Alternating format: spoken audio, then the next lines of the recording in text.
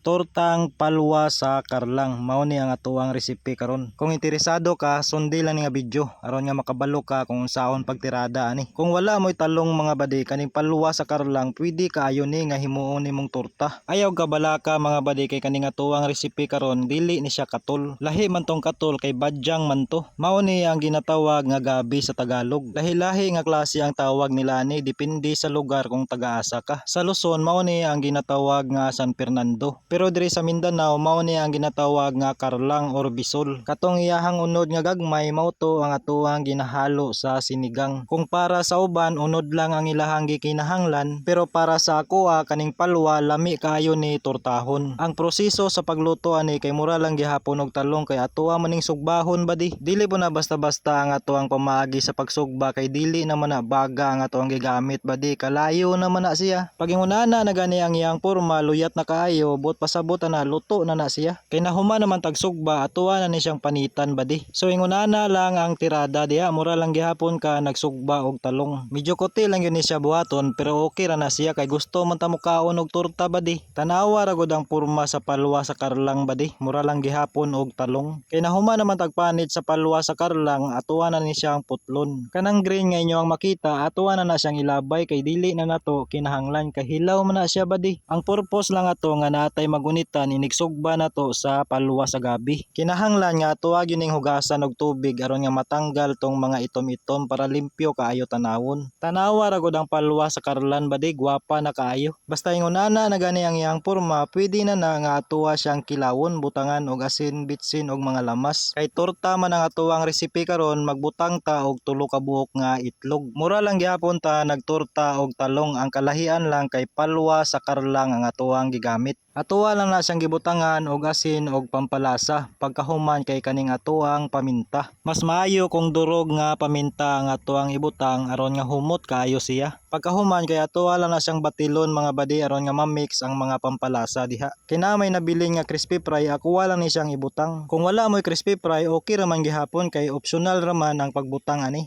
Atuwa lang nang ibutang ang palwa sa karlang diha sa atuang binatil nga itlog. Pagkahuman kay diha na pod sa atuang crispy fry mga badi. So ingunana lang kasimple ang atuang panirada diha. Ako wala ning gipas forward ang atuang video aron nga inyo ang masundan ang proseso sa pagluto ani. Kung daghan mo punuan sa karlang, pwede mo magtorta og palwa sa karlang mga badi. Lami kayo siya, mura lang gihapon siya og talong. So diara magsugod na tagluto at wala na siyang prituhon diha sa init kayo nga mantika. Kung giganahan ka sa atuang recipe karong adlaw, ayaw kalimot sa pag-like ug pag-share sa atuang mga video. Aron nga daghan pa ang makahibalo sa atuang mga panirada diri sa bukid. Kung ganahan ka mag-comment, ayaw kaulaw sa pag-comment diha sa ubos kay atuang basahon. Tanawa ra gud ang porma sa atuang torta mga badi, gwapa kaayo. Atuwa lang na siyang gamitan og plato kung atuwa na siyang balihon aron nga dili siya mabungkag. So ingunana lang ang tirada diha aron nga porma gyud ang atuang torta nga palwa sa karlang. Tanawa ra gud ang outcome sa atuang niluto mga badi, dili halata nga palwa ra din na siya sa karlang. Kay naluto naman sigurado nga mabungkag na sad ang bahaw nga gikan sa Jubilee. Og syempre atuwa lang na siyang tapingan og ketchup aron nga lindot kayo siya tanawon. Sigurado nga mukaon gyud ang mga bata ani kay lami kayo ni siya. Kay naluto naman unsa pa may gipaabot, ali na mo kay mangaon na ta. Shout out diha sa atuang mga solid nga mga followers. Ma'am Gingerly Swansea nga taga-Laak, Davao de Oro.